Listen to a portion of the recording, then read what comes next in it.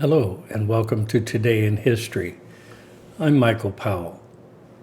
It's February 4th, and today we remember when Patty Hearst was abducted by the Symbionese Liberation Army. On February 4th of 1974, Patty Hearst, the 19-year-old granddaughter of newspaper publisher William Randolph Hearst, was kidnapped from her apartment in Berkeley, California, by three armed strangers. Her fiancé, Stephen Weed, was beaten and tied up along with a neighbor who tried to help. Witnesses reported seeing a struggling Hearst being carried away blindfolded, and she was put in the trunk of a car. Neighbors who came out to the street were forced to take cover after the kidnappers fired their guns to cover their escape. 3 days later, the Symbionese Liberation Army, a small U.S. leftist group, announced in a letter to a Berkeley radio station that it was holding Hearst as a prisoner of war. 4 days later, the SLA demanded that the Hearst family give $70 in foodstuffs to every needy person from Santa Rosa to Los Angeles. This done, said the SLA, negotiation would begin for the return of Patricia Hearst. Randolph Hearst hesitantly gave away some $2 million worth of food. The SLA then called this inadequate and asked for $6 million more. The Hearst Corporation said it would donate the additional sum if Patty was released unharmed.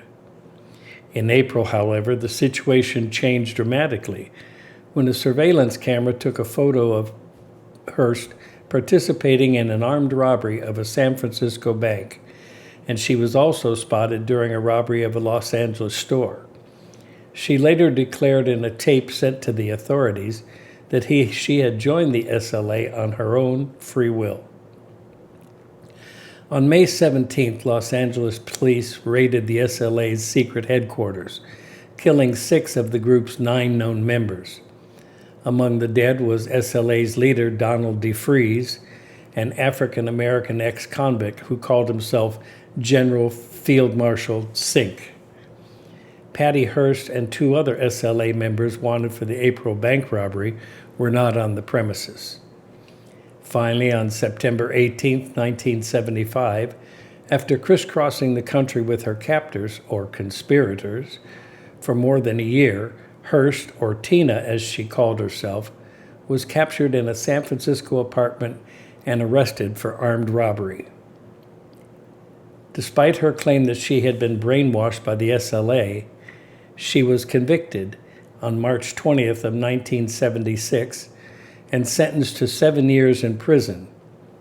She served 21 months before her sentence was commuted by President Carter. After leaving prison, she returned to a more routine existence and later married her bodyguard.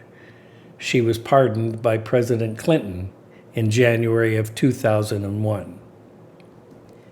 Patty Hearst, kidnapped? Brainwashed? Maybe. Any rate, for Today in History, I'm Michael Powell. Join me again tomorrow, won't you?